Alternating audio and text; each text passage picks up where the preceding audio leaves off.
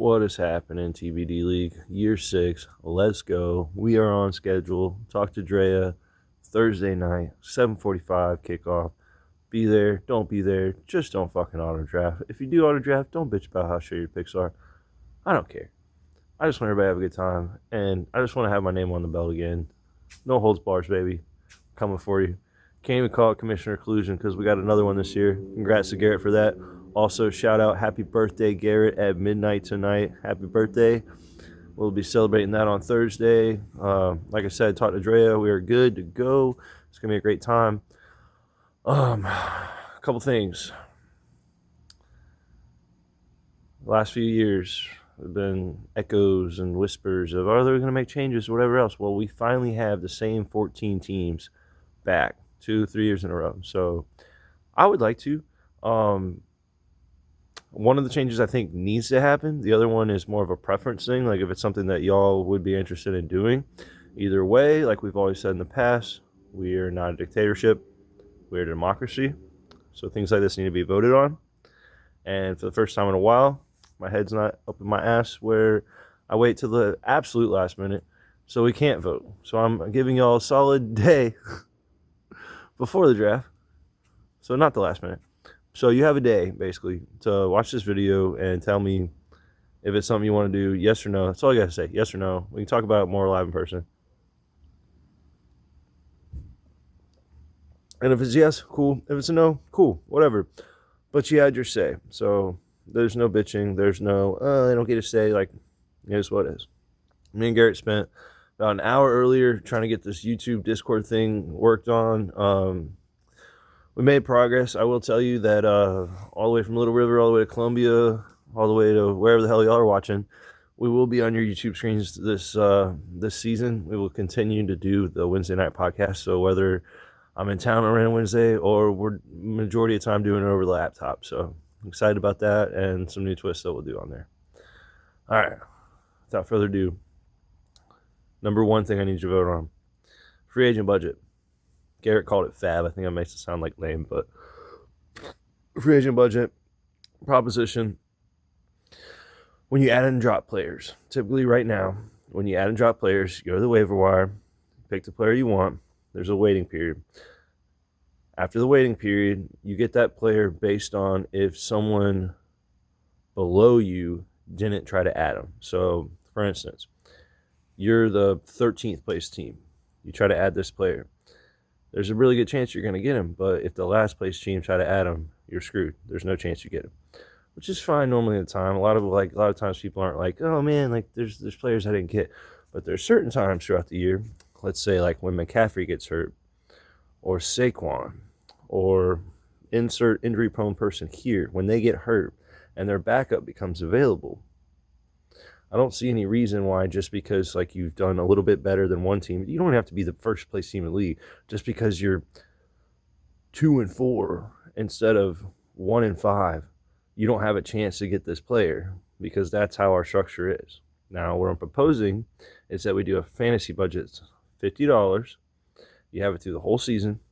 Now, what are the questions? Oh, well, I don't want to have to spend money on a kicker. Well, that's the funny thing is you don't have to bid a fucking dollar. You can bet $0 and get a backup kicker, a backup defense, a starting defense, starting kicker. The budget is like going to be set by you guys. So if someone thinks that $3 is a lot because they want to save their money, that's fine. If someone wants to bet $45 the first bid, that's fine too. They'll 100% get that player. But guess what? They only have $5 the rest of the season. Now, if you're that confident in your draft and the fact that no one's going to get hurt and you don't really need anybody and you don't like all you have to do is get backup defenses and kickers like that 1 week that you can bet $0 on, it doesn't matter if you have any money. That's a different way to look at it. The point is that if you have a budget and you have a basically free market in this sense, we're more capitalist. We're more the democracy that we were talking about, why we vote on things. If it's just the least fucking good team gets whatever players available, that's some fucking socialist bullshit. I'm not a fan of that. I think it's enabled parity in a sense, but also like it takes the strategy out of it. We've been doing this long enough. We're in year 6 where we don't need to like basically like dilly dally pity patter like the last place teams. Like, and especially how thin our free agent is already. This solves one of the gripes with that. One of the gripes is that, oh, there's only so many free agents out there. Correct. So you shouldn't get punished by having a good record that you never have a chance to get a free agent, because there's so many teams in our league and there's so few free agents. It should be based on how much you bet compared to how much someone else bets. And week to week, how you'll see this develop. I know like it's confusing and it's a lot. So it's like, I understand if it's just like, no, I don't want to change it because it sounds like a lot. Week to week, we will talk about this and be like, oh, Garrett bet $5 on this team or this player. And, you know, Michelle bet $6, so she got him. I'll be like, oh, so $6 was like a good bet this week, whatever. But it'll be something that's talked about, something that like I'll give my insight every week of like, oh, is this person worth getting or whatever. And like I said, you don't have to bet shit. You don't have to, like, you can bet 0 on somebody or whatever. It's literally just, it gives you a chance that if you are not the absolute last place team, you have a chance every single time to pick up whoever is on a free agent. It doesn't just go to the last place team or the team worse than you. I thought $50 because I think anything more than that is just inflation. So like in that instance, $50, $5 would be a good bet. Also, if you have questions about, oh, well, what happens if I run out of money? Well, there's a way where you can make trades and trade $5 of fantasy budget for this player. You get what I'm saying?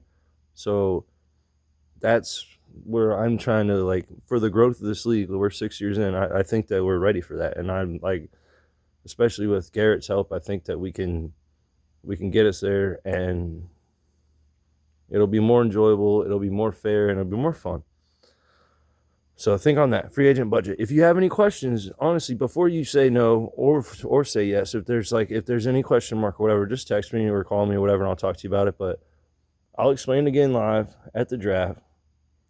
I have it set right now that we have it, because if I don't set it like that we have it before the draft, and we decide that we want it and it's too late, like last year, we got to remember, we voted yes on this last year.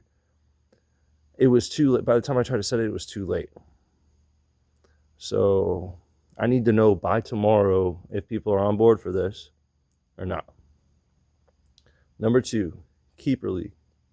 Keeper League has been a big topic of discussion since we started it. A lot of my trepidations were that there's a lot of teams, so like it kind of takes away from draft. Another is that like not always the same teams come back. We haven't had that issue the last couple of years. Also, if you notice anyway, a lot of times teams in our league take similar players. I like the idea of having identity. I also like the idea, if we do a keeper league, because there's so many teams, I like the idea of how some leagues do it, where if you take whoever you take in the 5th round, if you decide to keep them, say last year, right? I drafted Jaden Daniels in the 5th round, 5th or 6th round, something like that. Anyway, I took him in the 5th round, let's say that. I decided to keep him. So Jaden Daniels, before this draft, is already on my team. The only difference is I don't have a 5th round pick. So your strategy would be like, whoever you got late, like 11th round, 12th round, 8th, 9th, whatever. Whoever you pick super late, that would be who you'd want to, like, quote unquote, keep. Or it could be first. It could be the first pick. You could have taken Jamar Chase like I did last year. I took him at 13th overall, but it was 1st round. Now this year, can anybody argue not keeping him? So, I mean, that's